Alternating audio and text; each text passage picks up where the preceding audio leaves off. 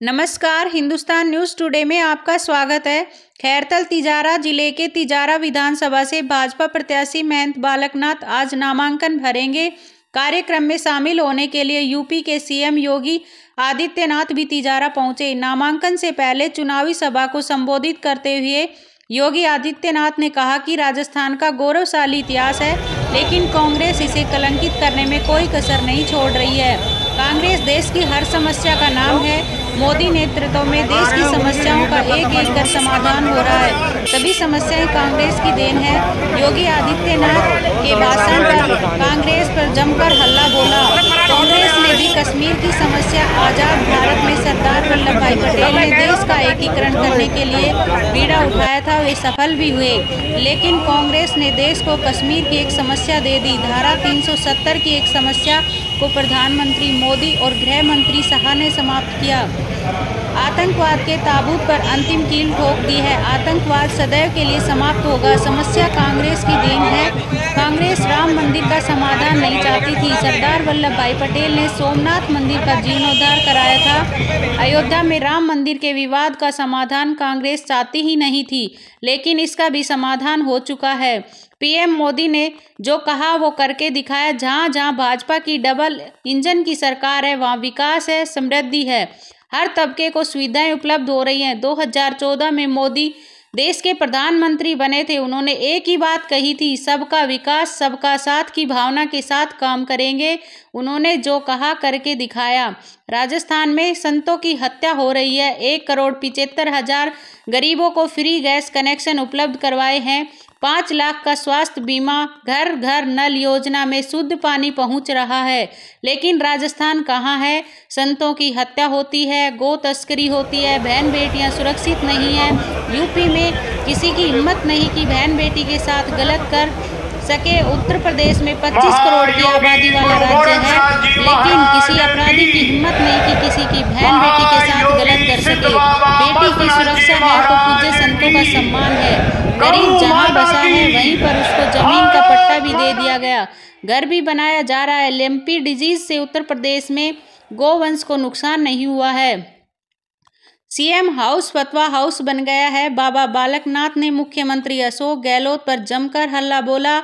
उन्होंने कहा कि राजस्थान में सीएम हाउस फतवा हाउस बन गया है, वहां से सनातन धर्म के खिलाफ काम होते हैं। बालकनाथ ने कहा कि कांग्रेस सरकार के बारे में बात करने से हमारा मुंह खराब हो जाता है। इस प्रकार 5 वर्ष का शासनकाल रहा। बालकनाथ ने कहा कि धार्मिक यात्राओं पर प्रतिबंध लगाया गया। राजगढ़ में 300 साल पुराना शिव मंदिर तोड़ा गया। यादव, नितेंद्र यादव, चंद्रशेखर यादव, दौलाराम जी, विक्रम यादव, राजकुमार यादव, अनूप यादव, हर्ष यादव, दिनेश यादव और अजय पाल यादव, कृपया सभी बता रहे हैं और उद्बोधन अपना भाषण मांगे। संदीप जी दाइमा।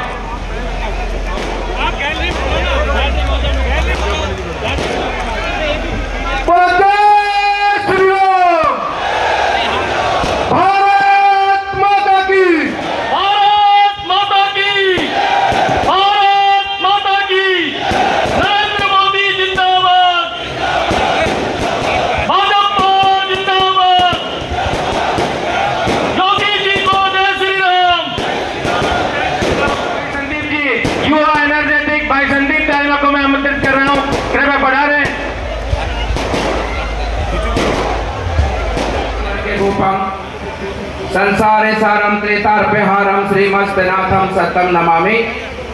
बोलिए महायोगी गुरु गोरक्षनाथ जी महाराज की।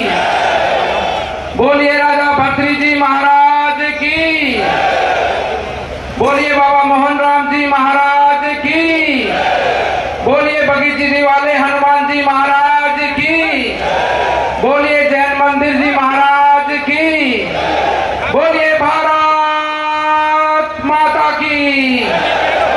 अरे भाई आवाज तो नू तक भी नहीं पहुंची है और इधर जैसलमेर तक जानी है आवाज। इधर रोड के इस पार आवाज पहुंचानी कि नहीं पहुंचानी? पहुंचानी है कि नहीं पहुंचानी? तो दोनों हाथ उठाकर बोलिए भारत माता की। भारत माता की। आज तिजारा की ये तिजारा की भूमि जिस प्रकार से राजस्थान के सलवर जिले को सिंह द्वार कहा जाता है और हमारे इस अलवर को के अंदर ये तिजारा सिंह द्वार है। आज राजस्थान के इस विधानसभा चुनाव के आगाज में और विधानसभा चुनाव की जीत यहाँ तिजारा से पूरे राजस्थान, जैसलमेर, जालोर, माउंट आबू, हर स्थान पर इस जीत का आगाज करने पहुंचे हमारे बीच में हम सब के हृदय सम्राट, हमारे नाथ संप्रदाय के राष्ट्रीय अध्यक्ष और उत्तर प्रदेश के माननीय मुख्यमंत्री योगी आदित्यनाथ जी का जोरदार ताली बजाकर स्वागत अभिनंदन करें। ये रोड के उस पार वाले भी ताली बजाए भाई, सब लोग ताली बजाकर अभिनंदन करें। हमारी का आगमन है, ऐसा खुशी का माहौल। और राजस्थान में इस तिजारा विधानसभा से ये भारतीय जनता पार्टी का जीत का धंधा पूरे राजस्थान में लहराएगा और राजस्थान में हर ढाणी, हर घर में पहुंचकर भारतीय जनता पार्टी का कमल का फूल खिलाएगा। बंधुओं, ये कांग्रेस सरकार, इस कांग्रेस सरकार के बारे में बात करने से हमारा मुंह खराब हो जाता है। इस प्रकार का 5 वर्ष का इसका शासनकाल रहा। आप सबको ध्यान में है कि ये झूठी सरकार, किसानों से झूठ बोलकर बनी सरकार, क्या राजस्थान की जनता ऐसी झूठी सरकार पे विश्वास करेगी? क्या राजस्थान की जनता लूण मिर्च तेल में बिकेगी? ये झूठी सरकार जिसने युवाओं के साथ में बेरोजगारी के नाम पर उनको लालच दिया और लालच को दूर पूरा करने की बात तो दूर, बेरोजगारों का पेपर बेच खाई ये सरकार, युवाओं का पेपर बेच के खाई ये सरकार। इस सरकार ने सारी पराकाष्ठाओं को पूरा किया है, अधर्म की जितनी पराकाष्ठाएं सबको पूरा किया है।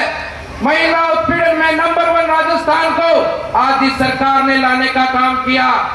किसानों के साथ धोखा हो, भ्रष्टाचार की बात हो, तुष्टीकरण की राजनीति ने तो सारी हदें पार की है। आप जानते हो किस प्रकार से इस सरकार के लोगों ने ये जो सीएम हाउस है उसको सीएम हाउस मैं नहीं बोलता हूँ, वो तो फतवा हाउस बन चुका है राजस्थान सरकार का सीएम हाउस। वहां पर सनातन धर्म के खिलाफ में जिस प्रकार से फतवे जारी किए गए, हमारी धार्मिक यात्राओं पर प्रतिबंध लगाया गया, हमारे धार्मिक ध्वजों को लहराने पर रोका गया, हमारे राजगढ़ के अंदर भगवान शिव का 300 साल पुराना मंदिर जिस प्रकार से तोड़ा गया, ऐसा तो राक्षस भी नहीं करते थे जितना धर्म इस कांग्रेस सरकार ने करने का काम किया है। बंधुओं, ये सभा बहुत ऐतिहासिक सभा है और तिजारा की भूमि से ये पूरे राजस्थान में इस सभा का आज बोलबाला है। इस सभा के माध्यम से पूरे राजस्थान में आज भारतीय जनता पार्टी के पक्ष में जो माहौल बन रहा है, उस माहौल को हमको पूरे राजस्थान के हर विधानसभा तक पहुंचाना है। ये योगी जी का सम्मान है। इस राजस्थान विधानसभा के चुनाव का आगाज हमारे योगी जी ने किया है और योगी जी का आगाज हो तो राजस्थान में विजय पताका के माध्यम से भारतीय जनता पार्टी का कमल खिले और राजस्थान के अंदर हर उस कोने में, हर उस बूथ के ऊपर, हर एक विधानसभा के अंदर भारतीय जनता पार्टी का कमल। मुख्यमंत्री का नहीं होता है, किसी सरकार का नहीं होता है, हम तो केवल कस्टोडियन हैं। हमारा ये मानना है ये पैसा जनता जनार्दन का पैसा है, इसमें जनता का अधिकार है। जैसे मकान मोदी जी ने सबको दिए, कहा सबका साथ सबका विकास, कोई जाति, कोई मत, कोई मजहब, कोई क्षेत्र, कोई भाषा, इसमें मोदी जी ने तो कोई भेदभाव किसी के साथ नहीं किया। हाँ, ये जरूर कहा हम विकास सबका करेंगे लेकिन तुष्टीकरण किसी का नहीं करेंगे, किसी का तुष्टीकरण नहीं करेंगे। विकास सबका लेकिन तुष्टीकरण किसी का नहीं। और वैसे ही आज यहां पर हम लोग कहने के लिए आए हैं कि गहलोत जी, आप जो है आप जिस तरीके से तुष्टीकरण की पराकाष्ठा पे पहुंच चुके हैं, अब आपकी उम्र इसको गवाही नहीं देती है। अब आपको आराम करना चाहिए और परिवर्तन का वाहक बनने में भारतीय जनता पार्टी में सहयोग कर देना चाहिए, क्योंकि उम्र बढ़ने के साथ व्यक्ति को धार्मिक कार्यक्रमों में रुचि लेनी चाहिए, क्योंकि इस लोक का ही नहीं, हमें तो जन्म जन्मांतर के अपने पुण्य और अपने पाप की भरपाई करनी होती है। हर सनातन धर्मावलंबी इस बात को मानता है, और इसीलिए अब ये जो अन्याय कर रहे हैं, मुआवजा देने में भेदभाव कर रहे हैं, इस भेदभाव को समाप्त होने का समय आ चुका है। और अब तो आचार संहिता लागू हो चुकी है। अब तो भारत निर्वाचन आयोग की आचार संहिता के बाद वे इस लायक भी नहीं है कि वे अब मुआवजा में ही भेदभाव कर सकें, और बाकी जो कुछ बचेगा भाइयों बहनों, ये आपके ऊपर है, और इसलिए भेदभाव करने वाली सरकार नहीं चाहिए।